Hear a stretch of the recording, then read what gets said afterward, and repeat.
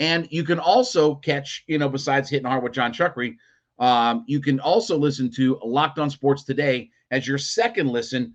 Your biggest stories of the day, instant reactions, big game recaps, take of the day. It's available on Odyssey, YouTube, or wherever you get your podcast from.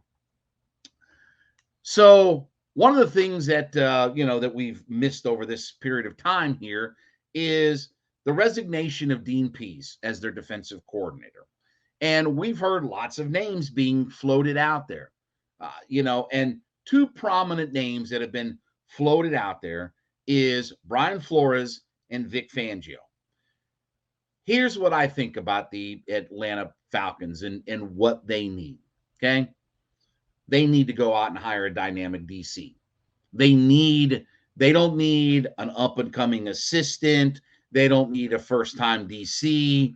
They don't need a hot coordinator or what. They need the best of the best. I think Vic Fangio would be a great fit for this defense. I think he would be an excellent hire, but the Falcons need to swing for the fences.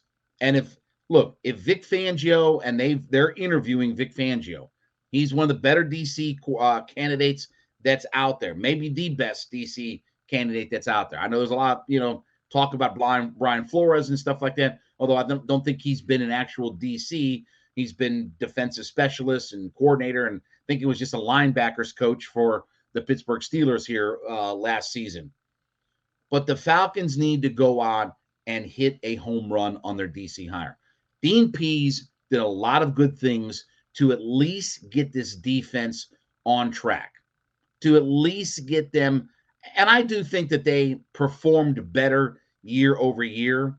Maybe some of the stats and the numbers and the figures and maybe some of the analytics don't, belie that point. But I do think that the Falcons defense was better year over year. I think that there was player development. It was unfortunate Taquan Graham, got knocked out, in the season, but he was a guy who was stepping up. I think they got some good things out of some of their rookies and their second-year guys. Richie Grant, I think, made a step forward. Yes, again, he's had his issues and, he gets lost at times out there, but I still think that he did some good things. You can see his tendencies to attack the football on defense. He's around the football. He's got some nose for the football. But the Falcons need to go out, and if you've got to overpay somebody, I really want a home run DC hire. And look, I think Vic Fangio would be at the top of that list. Obviously, he's got 40 years of coaching experience. And yes, he was the head coach for the Denver Broncos for a while. Forget all that kind of stuff. I'm just bringing him in to be a DC. Charlie Weiss and Romeo Crennel were outstanding coordinators that were never any good at being a head coach. I don't need a head coach. I got Arthur Smith. I've got my offensive guy. I've got my head coach in place.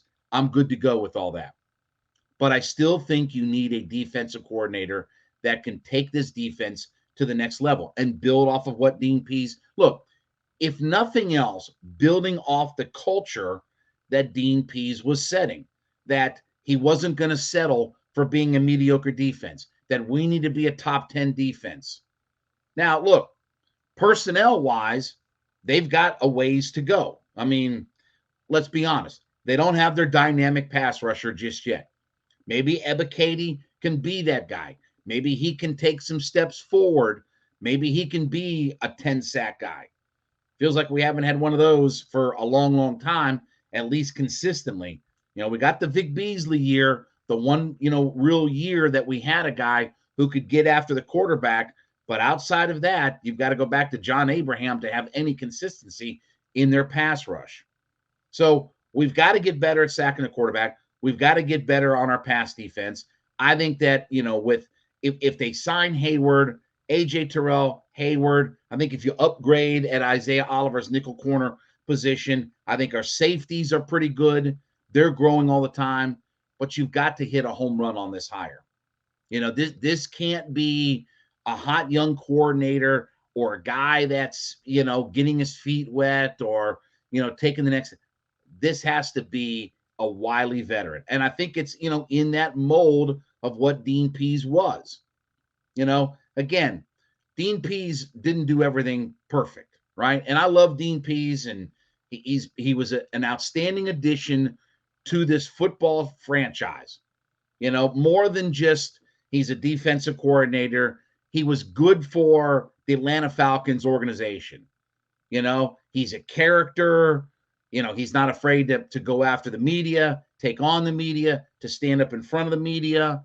He's very insightful, and he's a good defensive coordinator.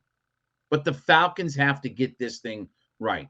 And I don't think that the Falcons can afford to go with somebody who doesn't have the kind of experience. Like I said, if you have to pay Vic Fangio, and that's the name I'll throw out there, because he's arguably the best maybe defensive coordinator prospect that's on the marketplace, okay? If you have to pay a guy over market value, then you do it. And I think Arthur Blank would be willing to do that, to get this franchise right. But this defense has to improve. And there are guys who were better year over year. And look, I've said before, I said, a few weeks ago, the number one thing that you have to get in the draft, first and foremost, isn't quarterback, is an offensive line, it's a pass rusher. Whatever the best edge player is, if you're drafting 8th in the draft, whoever falls to whatever the best edge prospect is. And I don't want to hear about best available player. If a running back or a wide receiver, you are desperate. You've been desperate. It's the number one thing that is holding your defense back. It's the number one thing. If you point to everything about the Falcons defense, you can point to that sack total and say, that's why we can't get over the hump. Not your run defense, pass defense, coverage, blah, blah, blah, blah. Your number one thing you can point to as to why you can't get over the hump is that sack total number. That is the number. You have to do that in the NFL. If you don't do that in the NFL, you can be a bunch of other things. But if you can't sack the quarterback in the NFL, then you're not going to be the kind of defense that's a playoff caliber defense. Go look at the numbers. I've run them before. When you're a high caliber sack team, you're almost always in the playoffs. Almost always. And by the way, the only teams that are, were 32, 31, 30 in the NFL when they sacked the quarterback was the Patriots, because they had Tom Brady. They had the greatest quarterback in the history of the league. If you get the greatest quarterback in the history of the league, maybe you can overcome some of those things. But the Falcons have to make a dynamic hire at their defensive coordinator position. All right, listen, besides making Jon Chuckery or Hitting Hard with Jon Chuckery your first listen every day, make Locked On Sports Today your second listen. Biggest stories of the day, instant reactions, big game recaps, take of the day, and it's available on Odyssey, YouTube, or wherever you get your podcast from.